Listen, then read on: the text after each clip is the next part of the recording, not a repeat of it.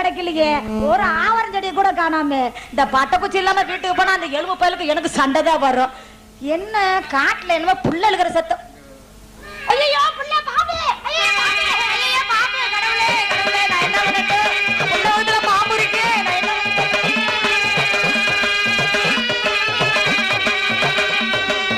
கடவுளே, பிள்ளை இல்லாத பாதியில பிள்ளைய கொடுத்துறா கடவுளே.